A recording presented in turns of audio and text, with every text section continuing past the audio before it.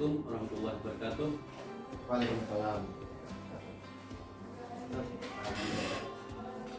Apa kabar Tian hari ini? Alhamdulillah Baik. Ini Pak Sam, sebelum saya melakukan supervisi di Bapak mengajar, terlebih dulu kita melakukan pasca supervisi Pak.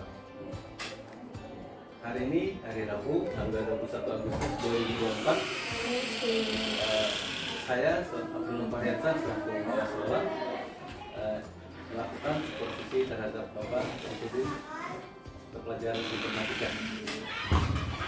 Gini Pak Sam, tujuan pembelajaran Bapak apa nih Pak?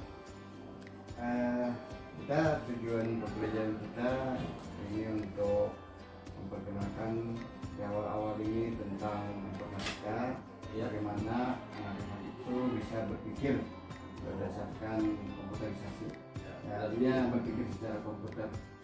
Berarti melatih anak-anak berpikir mengenai komputer itu Ya, sendiri ya Pak ya? berpikir mengenai komputer, logika dengan komputer. Oh iya. Itu kan tujuannya tadi ya Pak ya? Ya. Untuk yang area pengembangan Bapak terhadap anak-anak ini apa Pak? Supaya apa anak-anak ini? Pengembangan kita itu supaya lebih mengetahui bagaimana komputer itu bekerja, kemudian bagaimana sistem daripada komputer itu dijalankan dengan berpikir secara komputerisasi. Jadi anak-anak itu bisa mengetahui seluk-beluk tentang komputer itu sendiri. Oh ya, jadi diharapkan anak ini pengembangannya sekira dapat mengetahui komputer itu Ya. sekira lebih jelas lagi Pak ya? Secara lebih jelas lagi Pak. Jadi dengan berpikir itu mereka bisa mengetahui dengan jelas apa itu komputer. Oh iya Pak. Nah Pak, untuk tercapainya tujuan dan pengembangan Bapak ini strateginya kan ada nih Pak. Nah, gimana Pak strateginya Pak? Strategi kita itu ya pertama dulu kita mungkin menjalankan pelajaran sistem diferensiasi Pak. Jadi kita memilah-milah dulu siswa yang mana yang lebih cepat untuk mengetahui, menangkap apa yang disampaikan, kemudian mana yang agak lambat untuk menangkap hal-hal yang disampaikan. Jadi secara diferensiasi lah. Oh, jadi Bapak melakukan pembelajaran berdiferensiasi Pak ya? Ya. Berdasarkan kemampuan dan minat siswa itu sendiri. Karena tidak semua sama untuk penangkapannya di siswa kita ini. Bisa diceritakan Pak, gimana nih dulu langkah-langkah strateginya itu? Langkah-langkahnya mungkin kita pertama dulu menjelaskan secara detail, kemudian itu ditujukan kepada yang cepat penangkapannya dan juga membuat lebih simpel lagi kepada siswa-siswa yang agak lambat tadi penangkapan. Berarti beda Pak ya? Jadi ada perbedaan sedikit. Ya, antara siswa yang pemahamannya cepat dengan pemahamannya Ya, lambat ya, Pak? betul. Jadi ada mungkin sekitar 2 kali, 3 kali proses kita dalam memberikan penjelasan. Oh iya Pak. Ya, terima kasih Pak untuk yang observasi kali ini. Ya, Ya, sama-sama Pak. nah, sampai ketemu kita di observasi nanti Pak, saya di kelas. Baik, baik. Ya.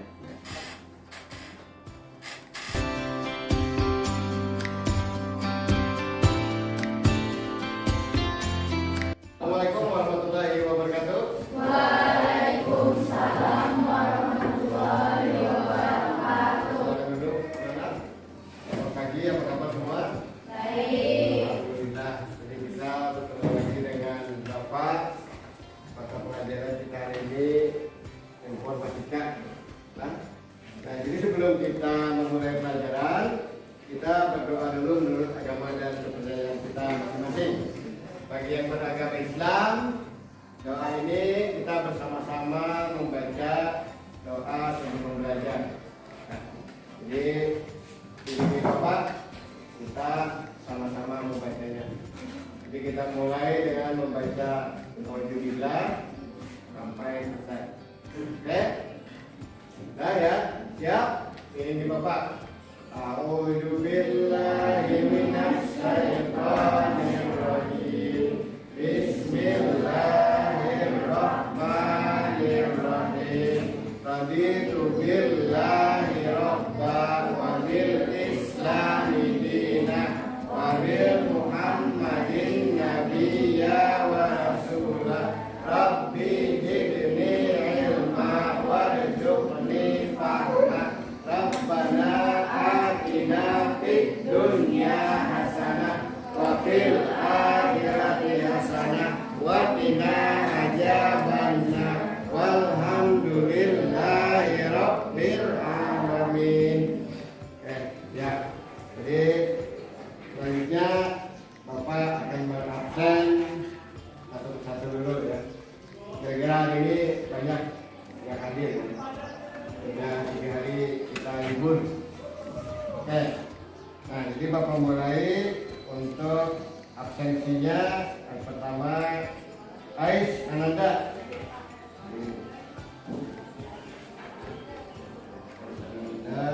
Kemudian Ahmad dari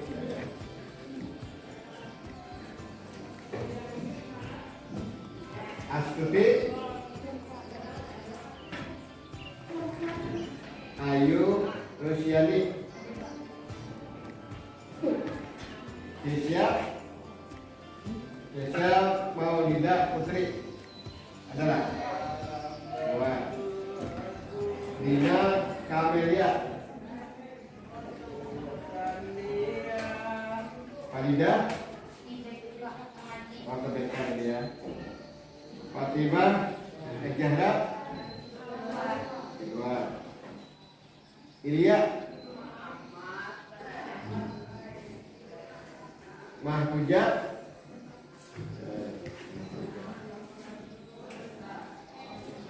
Meli Sinta Devi, Mira Maulidah, Muhammad Arifin Ilham, Muhammad Irfan, mana Muhammad Irfan? Oh, masih di BK. Muhammad Yusuf. Pelajaran kita yang kemarin ya, kemarin sampai pada pelajaran apa kemarin kita? Catatannya sampai di mana? Logika, matematika. Kemarin kita ulang lagi ya tentang proposisi. Sebelum kita lanjut, kita mereview sebentar tentang proposisi ya, proposisi. Kemarin sudah aplikasi belum proposisi? Ya. Jadi apa itu proposisi? Nah, proposisi. Ya. Kemarin sudah Bapak jelaskan ya. Ada.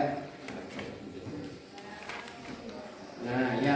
Jadi review sedikit tentang pelajaran kemarin tentang proposisi. Satu kurang ya. Nah, proposisi. Apa itu proposisi? Kemarin proposisi itu adalah kalimat ya, sekumpulan kalimat yang bisa kita tentukan nilai benar salahnya ya. Jadi suatu kalimat itu memiliki nilai benar atau salah. Nah, jadi di dalam proposisi informatika itu kita berbicara tentang logika kalimatnya, bukan harfiah daripada arti kalimat tersebut. Nah, sebelum kita lanjut ke proposisi, kita harus mengetahui dulu apa itu yang dimaksud dengan kata, kemudian apa yang dimaksud dengan kalimat. Baru kita bisa menentukan yang namanya proposisi. Jadi proposisi itu awal muasalnya itu dari kata, ya. Kemudian dari kata turun ke hati, bukan. Dari kata turun ke kalimat, ya. Nah, kemudian dari kalimat baru turun menjadi proposisi. Ya, proposisi.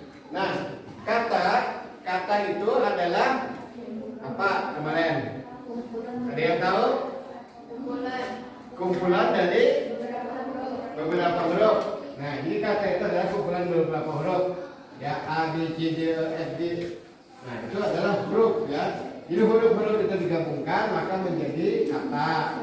Nah, kemudian ada kata yang digabungkan maka dia akan menjadi kalimat. Jadi kalimat itu gabungan beberapa kata menjadi satu sesuai dengan kaidah daripada tata bahasa Indonesia yang baik dan benar.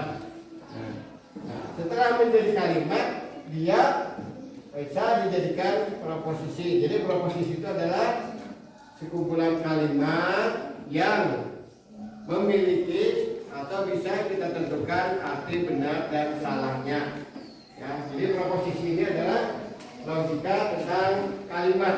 Ya, jadi di dalam proposisi ini ada yang namanya proposisi tunggal. Kemarin ya, ada yang namanya proposisi majemuk. Nah, kalau yang tunggal itu bagaimana? Majemuk itu bagaimana? Ya, coba Bapak tanya dulu salah satu dari kalian yang sudah kemarin paham dengan penjelasan Bapak yang tentang yang tunggal dan majemuk. Nah, coba Bapak minta salah satu direview lagi ya tentang maksud daripada proposisi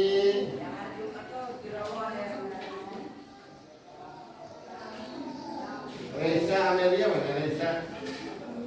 Mana Reza? Reza, apa yang dimaksud dengan proposisi tunggal? Mana proposisi tunggal? Proposisi tunggal berbeda dengan proposisi majemuk. Bisa, mungkin bisa ditambahkan. Ada yang dapat menambahkan? Kira-kira?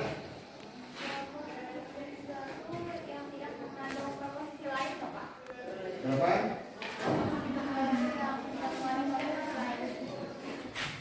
Yang tidak mengandung proposisi lain. Contohnya hari ini hujan. Ya, artinya itu dia hanya memiliki satu kalimat dalam satu proposisi tersebut. Artinya tidak ada kata penghubungnya. Kalau ada kata penghubungnya berarti dia akan menjadi kalimat proposisi majemuk. Ya. Nah, jadi bedanya itu kalau kalimat tunggal itu tidak menggunakan kata penghubung. Jadi kata penghubungnya itu ada yang konjuktif, ada disjunktif, kemudian ada implikasi. Nah, itu nanti kita akan belajar selanjutnya. Nah, kemudian yang majemuk itu dia ada punya dua proposisi. Dua proposisi itu baik yang benar ataupun yang salah. Jadi di sini di dalam proposisi ini kita berbicara tentang nilai kebenaran dari suatu kalimat tersebut. Ya. Jadi kalimat deklaratif itu yang bisa kita gunakan untuk membuat suatu kalimat proposisi. Kalau kalimat seperti saya memerintahkan kamu tidur, tolong tidur. Nah, itu adalah kalimat perintah, itu bukan termasuk kalimat proposisi. Ya. Nah, jadi kalimat proposisi itu ada kalimat deklaratif yang kita dapat menentukan nilai benar salahnya. Coba contohkan, ya, salah satu contohnya kalimat. Bapak minta yang kalimat proposisi tunggal aja, ya, yang tunggal tadi yang tidak memiliki kata hubung, ya. Bagaimana contohnya kalimat proposisi itu, kalimat yang proposisi tunggal? Mira mau lidah, ini Mira. Oke Mira, bagaimana contohnya untuk kita menyatakan itu suatu kalimat proposisi tunggal? Artinya hanya satu kalimat saja, tidak ada kata penghubung. Contohnya, saya sedang makan. Itu sebuah kalimat proposisi yang nilainya apa? Nilainya benar. Nah, kalau proposisi yang nilainya salah, bagaimana? Coba buatkan contohnya lagi nilai proposisi yang salah. Dina Kamelia. Dina Kamelia. Bagaimana contohnya suatu kalimat proposisi yang nilainya itu salah? Bagaimana contohnya? Jadi proposisi itu bisa di dalam kalimat, bisa di dalam angka numerik, perhitungan, bisa juga di dalam pengandaian. Ya. Contohnya bagaimana? Contoh kalimat proposisi tunggal yang nilainya itu salah, ya. Kalau tadi nilainya benar, ya. Ada nilai proposisi. Jadi ribut di kelas, Pak. jangan ribut di kelas. Satu. Kemudian apa lagi? Ada lagi yang lain. Itu adalah suatu kalimat perintah. Jangan ribut di kelas. Tolong tutup pintunya. Tolong tutup pintunya. Itu juga bukan proposisi karena kalimat perintah. Apalagi yang lain? Jadi apa? Dilarang parkir itu juga bukan proposisi, betul ya? Dilarang parkir itu bukan proposisi karena itu adalah kalimat perintah, bukan kalimat deklaratif atau pernyataan. Ada lagi? Apakah kamu sudah makan? Apakah Kamu sudah makan. sudah makan? Betul, itu juga bukan proposisi karena itu adalah kalimat tanya. Jadi selain kalimat deklaratif, kalimat tanya, kalimat perintah, kalimat yang tidak jelas maknanya, yang tidak tahu benar salahnya secara harfiah, itu bukan proposisi. Ya. Nah, misalnya Anita mengetahui Ayah Budi bekerja di perusahaan Toyota. Nah, itu bukan proposisi karena Anita itu hanya menebak aja Ayah Budi itu bekerja di Toyota. Kenyataannya belum tentu benar atau salahnya. Jadi secara harfiahnya itu tidak bisa ditentukan. Ya. Tuh. Jadi yang tidak jelas itu juga bukan termasuk proposisi. Misalnya Abdul Ghani mencintai Mira. Nah, itu kan tahu tuh. Jujur kan nggak Abdul Ghani mencintai si Mira? Karena pasti itu bukan kalimat proposisi. Nah, begitulah. Kata Mira. Nah, itu tidak jelas. Tapi kalau misalnya beneran jujur di rumah itu menjadi proposisi. Karena sudah kenyataannya benar adanya. Nah, cuma kalau yang pengandaian itu bukan proposisi. Nah, jadi itu intinya. Nah, paham ya? Nah, kalau kalimat proposisi majemuk itu ada tambahannya. Nah, salam. Jadi kalau itu tadi yang kita bicarakan itu semua yang tunggal atau yang single. Nah, bagaimana yang majemuk? Majemuk ini biasanya dia ada tambahan kata penghubung. Misalnya, motor saya bensinnya habis, maka motor saya tidak bisa jalan. Ya. Atau karena bensin habis, maka motor saya tidak jalan. Makanya itu adalah kalimat hubungnya. Maka itu adalah kalimat penghubung. Bensin habis, maka motor saya tidak bisa jalan. Nah, jadi itu adalah kalimat penjelasan dari Bapak untuk saat ini. Silahkan yang mau ditanyakan mengenai apa itu proposisi tadi. Ya. Sebelum nanti kita lanjut ke pembahasan selanjutnya. Ya, silahkan tanyakan dulu. Mungkin ada yang tidak jelas atau bagaimana. Satu orang atau dua orang, terus silakan yang masih merasa bingung bagaimana tentang proposisi. Oke, silakan. Proposisi Namanya siapa? Tia Fajrianti. Tia Fajrianti. Proposisi majemuk itu Proposisi majemuk itu adalah kumpulan dari beberapa proposisi yang dihubungkan dengan kata penghubung. Kata penghubungnya itu baik maka, atau, dan. Nah, itu adalah kata penghubung. Jadi misalnya proposisi satunya bensin habis. Itu kan nilai kebenarannya benar. Maka motor saya mogok. Nah, maka motor saya mogok karena bensin habis, motor saya mogok. Itu namanya dua proposisi yang dihubungkan dengan satu kata penghubung yaitu maka. Nah, misalnya saya tidak ke sekolah hari ini, proposisi tidak hadir ke sekolah karena sakit flu. Nah, itu karenanya adalah kata penghubung. Jadi itu ada dua kata. Oke. Proposisi hari ini kita lanjutkan selanjutnya. Kalau ada salah hilap dari Bapak pada mata pelajaran ini, mohon maaf. Bila topik wal hidayah. Wassalamualaikum warahmatullahi wabarakatuh.